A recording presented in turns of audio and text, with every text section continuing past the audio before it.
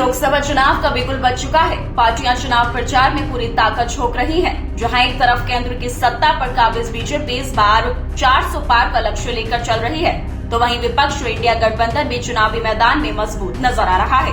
इन सब के बीच चुनावी रणनीतिकार प्रशांत किशोर ने बीजेपी को लेकर एक बड़ा दावा किया है। साथ ही उन्होंने आगामी लोकसभा चुनाव को लेकर अपने आंकड़े भी बताए हैं। तो चलिए आपको बताते हैं कि लोकसभा चुनाव को लेकर प्रशांत किशोर के दावे आखिर क्या हैं। प्रशांत किशोर ने लोकसभा चुनाव के मद्देनजर पीटीआई को दिए इंटरव्यू में कहा है कि इस बार के चुनाव में देश के दक्षिण और पूर्वी राज्यों में बीजेपी मजबूत स्थिति में रहेगी। बीजेपी इन इलाकों में अपनी सीटों और वोट शेयर में उल्लेखनीय बढ़त हासिल करेगी। हालांकि उन्होंने ये भी कहा है कि कर्नाटक को छोड़कर इन दोनों क्षेत्रों में पार्टी बहुत कमजोर है। यानी पीके का मानना है कि इस चुनाव में बीजेपी के वोटों में तो बढ़ोतरी संभव है, पर वो सीटों में बदल पाना मुश्किल है। वहीं इंटरव्यू में पीके ने दावा किया है कि बीजेपी इस बार के चुनाव में 300 से ज्यादा सीटें जीत सकती है। वैसे अगर प्रशांत किशोर का ये दावा सही साबित होता है तो बीजेपी केंद्र में सरकार बनाने के लिए जरूरी जादुई आंकड़ों को आराम से पार कर सकती है। हालांकि पीएम मोदी के 370 वाले दावे को झटका जरूर लगता दिख रहा है। वहीं प्रशांत किशोर ने कहा कि बीजेपी तेलंगाना में पहली या दूसरी पार्टी होगी, जो कि एक बड़ी बात है। वहीं निश्चित रूप में ओडिशा में नंबर 1 होगी। लेकिन आपको ये जानकर हैरानी होगी कि बीजेपी पश्चिम बंगाल में भी नंबर 1 पार्टी बनने जा रही है। पीके ने दावा किया है कि तमिलनाडु में बीजेपी का मत प्रतिशत दोहरे अंक पे पहुंच सकता है। तेलंगाना, ओडिशा, पश्चिम बंगाल, तमिलनाडु, आंध्र प्रदेश, बिहार और केरल में लोकसभा की कुल 204 सीट है।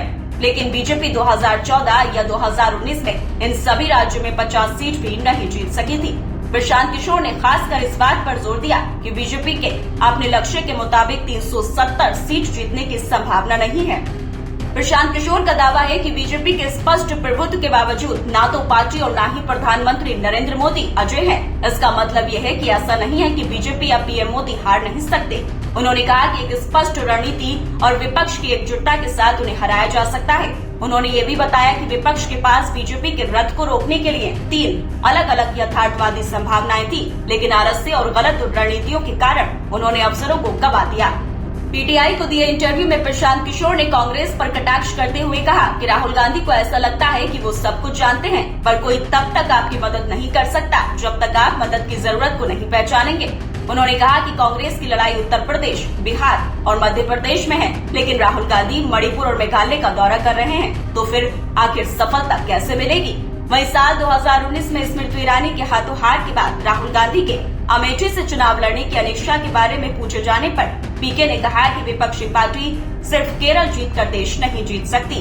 इतना ही नहीं, प्रशांत किशोर ने आगे कहा कि मैं कह सकता हूं कि अमेठी को छोड़ देने से केवल गलत संदेश जाएगा।